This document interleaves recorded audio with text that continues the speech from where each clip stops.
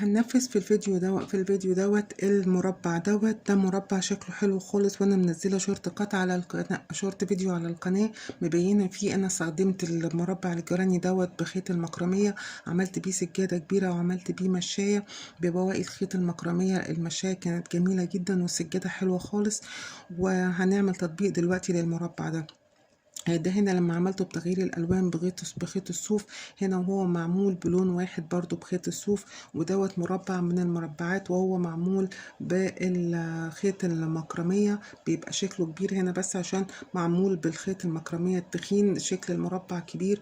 وفي برضو استخدامات تانية لمربعات الجراني، مش بس بنستخدمها في السجاد وفي البورتوفيه وفي المفارش. انا برضو هنا كنت عاملة مربعين جراني بألوان مختلفة. ده مربع باللون ده، وعامله الظهر بتاعه مربع باللون ده، ولو خيطت المربعين مع بعض من جوه بغرزه حشو عاديه، وبقت شنطه كروس حلوه خالص. وركبت لها ايد بسيطه عباره عن سلسله، وهنا متركب كره وهنا متركب كره، وعملت شنطه شكلها حلو خالص كروس، وكان شكلها جديده ممكن تستخدميها.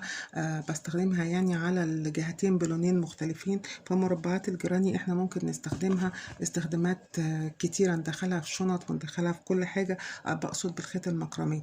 هنبتدي على طول نطبق المربع بتاعنا بنعمله ازاي. هعمل اسهل سلسلة اسهل دايرة عبارة عن احنا بنعمل مجموعة من السلاسل. انا عاملة هنا 7 سلاسل، وهاجي في اول سلسلة هدخل جواها وهسحب الخيط وهقفل بمنزلقة. انا كده كونت الدايرة اللي انا اشتغلتها.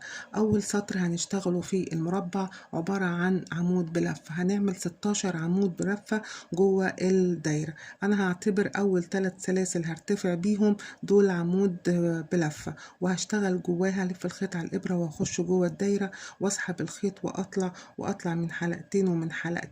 ادي تاني عمود بلفة. هلف الخيط على الابرة وادخل جوه الدايرة وهسحب الخيط وهطلع من حلقتين وحلقتين. ادي تالت عمود بلفة. هلف الخيط على الابرة وهدخل جوه الدايرة وهطلع من حلقتين وحلقتين. ادي كده 4 عمود بلفة. هكمل جوه الدايرة 16 عمود بلفة، وهرجع اقول لكم السطر التاني هنعمله ازاي. عملت 16 عمود بلفة جوه الدايرة. هو المربع بيتكون بتاعنا من 1 2 3 4 أسطر. السطر الأولاني أو بيبقى عبارة عن 16 عمود بلفة. السطر التاني بيبقى عبارة عن 16 غرزة بف. السطر اللي بعديه بيبقى برضو 16 غرزة بف، لكن بين كل غرزة وغرزة في سلسلة. والسطر الأخراني بيبقى 3 عمود بلفة اللي هي غرزة الجراني في كل الفراغات، ما عدا الفراغات اللي هنعمل بيها الجوانب هي اللي هيبقى 2 عمود بلفة 3 سلسلة. سهل جدا تطبيقه. انا هنا عملت الدايرة وعملت جواها 16 عمود بلفة، واعتبرت الثلاث سلاسل الاولانيين عمود بلفة. هخش في اخر سلسلة في الثلاث سلاسل الارتفاع اللي انا كنت عملتهم، وهسحب الخيط وهقفل بمنزلقة. وانا معتبرة ان اول 3 سلاسل هما عمود بلفة. هرتفع 1 2 3 سلاسل وهلف الخيط وهخش في نفس الغرزة وهسحب اعمل غرزة بف 2، وهدخل في نفس المكان وهسحب الخيط وهطلع وهعمل بقية غرزة البف. ادي كده بقى معايا 3 حلقات على الابرة. انا هعمل غرزة بف مكونة من 3 حلقات، هطلع من ال3 وهقفل عليهم بمنزلقة. هلف الخيط على الإبرة وهخش في الغرزة التانية اللي هي بتاعة العمود التاني، بخش تحت الحلقتين وبسحب الخيط وبطلع من حلقتين من على الإبرة بس. بلف الخيط على الإبرة وهخش تحت حرف الفي وبسحب الخيط وبطلع من حلقتين بس. بلف الخيط على الإبرة لتالت مرة وبخش في نفس المكان وبسحب الخيط وبطلع من حلقتين بس. بقى معايا 3 حلقات بتوع غرزة البف والغرزة والحلقة بتاعة الغرزة اللي فاتت. هقفل عليهم ال3 بمنزلقة. هلف الخيط على الإبرة، ما باخدش سلاسل بين غرز البف، وبخش تحت الحلقتين في العمود اللي بعدها وبطلع من حلقتين وبس. والف الخيط على الإبرة وبخش في نفس المكان وبسحب الخيط وبطلع من حلقتين بس. بلف الخيط على الإبرة وبخش لتالت مرة في نفس المكان وبسحب الخيط وبطلع من حلقتين بس.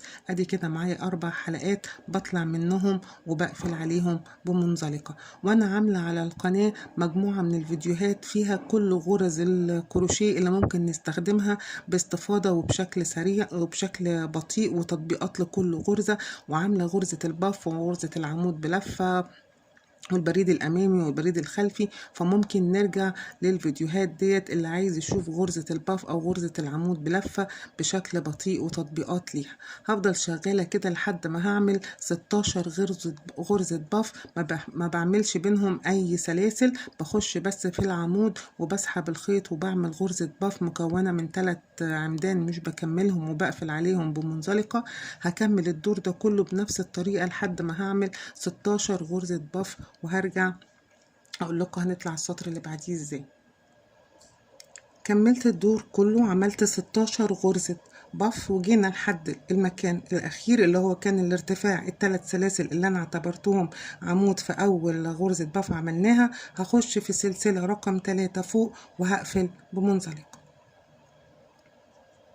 انا كده اشتغلت 16 غرزة عمود، اشتغلت 16 غرزة عمود جوه الدايرة، واشتغلت فوقيهم 16 غرزة باف. انا عايزة اتنقل للفراغ ده، فهمشي بس كده بمنزلقة تحت العمود تحت غرزة الباف عشان اتنقل للفراغ ده، وهخش في الفراغ وهعمل غرزة منزلق.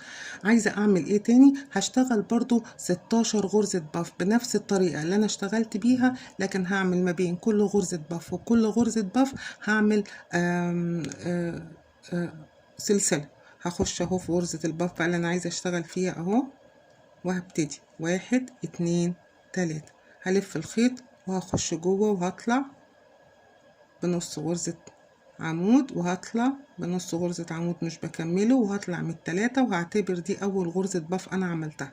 هاخد سلسلة وهلف الخيط وهخش فوق غرزة الباف التانية اللي بعدها اهو. عشان على فكرة انا اتلخبطت، مش هنشتغل فوق غرز الباف، احنا هنشتغل ما بين غرز الباف. دي غرزة المنزلقة اللي انا قفلت بيها. هلف الخيط على الابرة وهرتفع 1 2 3، وفي نفس المكان في الفراغ اللي ما بين غرز الباف هخش كده اهو وهسحب الخيط وهعمل نص، هلف وهسحب الخيط وهعمل نص وهقفل عليهم بمنزلقة وهاخد سلسلة. انا بشتغل فين؟ بشتغل ما بين الغرز الباف ديت، هشتغل ما بينها.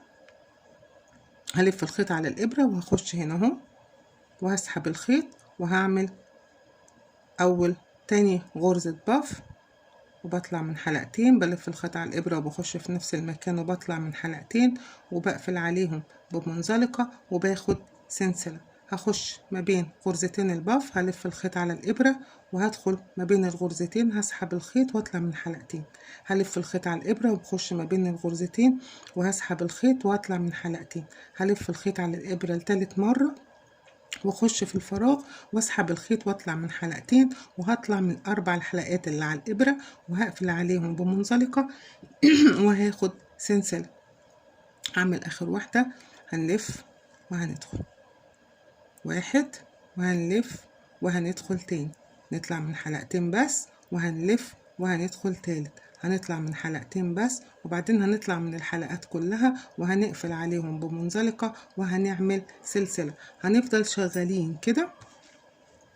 بنشتغل فين؟ بنشتغل ما بين الغرز الباف في الفراغ ده، في الفراغ ده ما بين الغرزتين الباف بنشتغل، وبنعمل بعد كل غرزة باف سلسلة. هكمل الدور ده كله لحد الاخر وهرجع اقول لكم السطر الاخير هنعمله ازاي.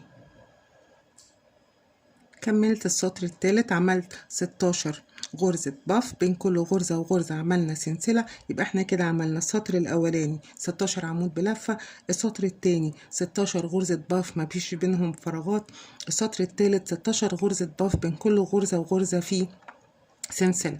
هنيجي في الاخر السطر ده عشان نعمل السطر الاخير، هنيجي في اخر سلسلة يكون في الارتفاع في اول غرزة باف، هخش فيها وهسحب الخيط وهطلع منها. انا هنا هغير اللون عشان بس اوريكم اللون لما بيتغير بنغيره ازاي. هنشد الدايرة وهنقص ده عادي عشان احنا لفينا عليه بالغرز فهو متثبت معايا، والخيط ده هجيبه لورا وهداريه ما بين الغرز عشان يبقى الشغل بتاعي وانا ماشية نضيف، مفيش اي غرزة طالعة. بدخله تحت الحلقات بتاعتي من ظهر الشغل، والزيادة بقص. وادي الظهر بتاعي، هي لحد دلوقتي ما عملتش شكل مربع، هي لحد دلوقتي على شكل دايرة. هشتغل ازاي؟ هجيب اللون التاني اللي انا عايزه اشتغل بيه، وليكن مثلا بينك، ده موجود معايا وبيبقى حلو قوي الجراي مع البينك. هعمل غرزة بداية وهاجي بقى في اي مكان انا عايزاه، هدخل وهسحب الخيط كده، هجيبه بس الناحية التانية عشان اشتغل عليه، وهرتفع 1 2 3 سلاسل. هشد الغرزة دي كده وهمسك الخيط ده معايا، هرتفع 3 سلاسل وهعمل جنب ال3 سلاسل 3 عمود بلف. ادي 1 2، احنا في كل فراغ اهو 3 سلاسل وعملت جنبيهم 2 عمود بلفة، كده بقوا 3. هعمل ايه تاني؟ هعمل 3 سلسلة، 1 2 3 سلسلة، وهخش في نفس المكان هعمل 3 عمود بلف عشان اكون اول كورنر للمربع بتاعي. ادي 1 2 3 في الدايرة كده، عملت اول كورنر عبارة عن 3 عمود بلفة، 3 سلسلة، 3 عمود بلف. وفي الحالة دي ممكن برضو الخيط ده عشان انا اشتغلت عليه اقصه عشان يبقى الشغل بتاعي اهو من الظهر ومن الوش نضيف. هشتغل بقى ازاي؟ هشتغل 1 2 3 غرزة جراني. هخش هنا اهو، اديني كده عملت الكورنر الاولاني، هلف الخيط وهخش في المكان التاني، هعمل 3 عمود بلف، 1 2 3، وفي اللي بعدها عمود 3 عمود بلف، 1 2 3، بعدها برضو 3 عمود بلف، 3 فراغات بشتغل في كل فراغ فيهم 3 عمود بلف.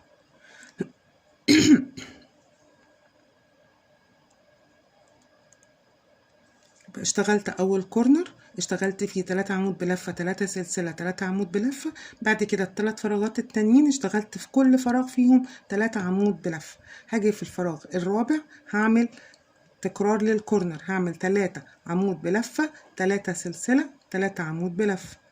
ادي 1 2، ادي 3 عمود بلفة. بعد كده هعمل 3 سلسلة، 1 2 3، وفي نفس المكان هعمل 3 عمود بلف، 1 2 3. كده عملت اهو الكورنر الاولاني 3 عمود بلفة، 3 سلسلة، 3 عمود بلفة. وبعد كده 3 فراغات عملت في كل فراغ 3 عمود بلفة، 3 عمود بلفة، 3 عمود بلفة. وفي الفراغ الرابع رحت عاملة 3 عمود بلفة، 3 سلسلة، 3 عمود بلفة. هكرر نفس الوحدة دي الناحية دي، هاجي الناحية ديت وهعمل 3 فراغات، كل فراغ فيهم هعمل 3 عمود بلف، 1 2 3. انا شغالة بسرعة في تطبيق المربعات عشان كل الغرز دي انا عاملاها زي ما قلت لكم في اول الفيديو ببطء جدا في فيديوهات موجودة على القناة وعشان نقدر نعرف الوحدة بتتعمل ازاي وما نضيعش وقت كتير في ان احنا بنشرح الغرزة بتتعمل ازاي. وعامة غرزة عمود بلفة يعني من اساسيات الكروشيه، غرزة سهلة برضو، بنلف الخيط وبنخش في المكان وبنطلع من حلقتين ومن حلقتين يبقى هو ده العمود بلف. اشتغلنا بعد الكورنر 1 2 3 في كل كورنر في كل فراغ 3 عمود بلف. هلف الخيط وهعمل الكورنر التالت هعمل 3 عمود بلفة، 3 سلسلة، 3 عمود بلفة عشان انا ابقى كده عملت الكورنر رقم 3 في المربع بتاعي. 1 2 3 سلسلة، وباجي في نفس المكان هشتغل برضو 3 عمود بلف. 1 2 3 اهو. اشتغلنا الكورنر الاولاني وتلاتة 3 عمود بلف، 3 سلسلة، 3 عمود بلف، وفي كل فراغ 3 عمود بلف، 3 عمود بلف، 3 سلسلة، 3 عمود بلف، وفي كل فراغ في الثلاث فراغات اللي بعد كده 3 عمود بلف، وهنكمل لحد الاخر وهرجع اقول لكم هنعمل ايه بعد كده. كملت بنفس الطريقة لحد اخر المربع. هاجي في السلسلة التالتة في الثلاث سلاسل الارتفاع اللي اشتغلنا بيهم واعتبرناهم عمود، هعمل غرزة منزلقة، وهاجي في العمود اللي في النص هعمل برضو غرزة منزلقة، وهلف الخيط على الإبرة وهقص الخيط وهطلع، وادي المربع بتاعي اكتمل. هاجي من ورا برضو نفس الخيط اللي اتبقى معايا هداريه ما بين الغرز عشان خاطر يبقى الشغل بتاعنا على طول نضيف، خصوصا لو بتعملي عدد كبير من الوحدات. لو فضلتي تسيبي التنظيف الشغل لحد الاخر الحقيقة يعني بتبقى حاجة بتزهق يعني. فلو اول باول كده بتداري الخيط بتاعك جوه الغرز بيبقى الشغل نضيف على طول.